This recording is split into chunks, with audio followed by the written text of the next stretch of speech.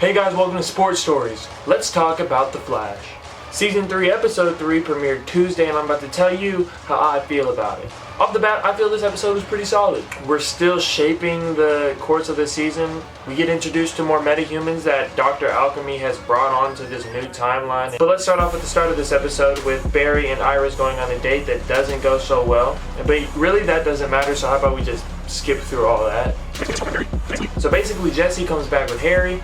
Jessie has this speed and she's like, oh my god, this speed is so great. This speed is so great. I love it. And Harry's like, yeah, I'm taking you back to Earth 1 so people at Star Labs can really help you with your powers. But in reality, he's like, guys, talk her out of this because I don't want her dying. Being a normal dad, no one wants their offspring to go out there and put themselves in danger. Like, if anybody knows, Harry knows because he's helped Barry go through all this stuff. He's seen the repercussions of being a superhero. I mean, it's all great to get the fame and help all the people, but your life is really at risk. So he's just being a normal dad and doing what a normal dad would do, trying to prevent his daughter from being a superhero. So Wally's at Star Labs watching Jessie just go round and round and remember, Wally was hit by the same fake particle accelerator that Jessie was hit with, and so Wally's salty that he doesn't have any powers. He really does, but I mean, they just haven't kicked in yet. I don't know why, but they haven't kicked in yet. But to Wally, he doesn't know that. To him, he just has no powers. And so he's salty. I mean, like, he's just watching it go around and around and around. And it's honestly just killing him inside. He's really upset. Then we see a really sad but intense, crazy, weird scene with this foster child named Frankie.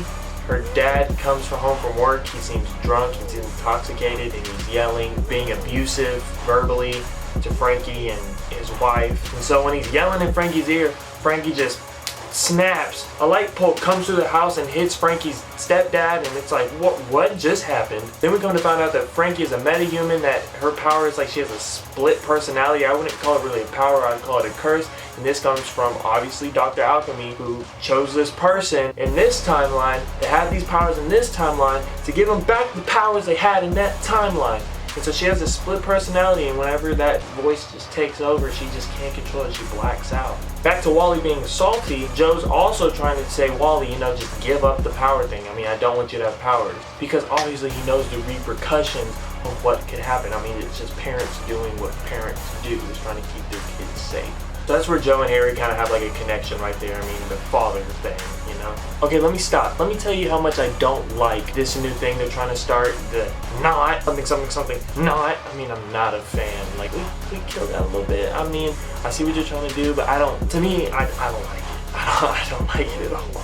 So Jessie and her dad Harry get into it about the whole power thing, and Jessie leaves, and then Wally's like, I'm gonna go talk to her. So Wally goes out there and talks to her, but he's really just trying to talk about how she got her powers, because he's like, I need some insight. When did you find out you got your powers? What did it feel like? And she tells him it just basically, it was a jump start. I mean, something happened, it jump started her powers. So Wally's like, oh, okay, so you needed like a jump start, you needed a boost. So he sees a car.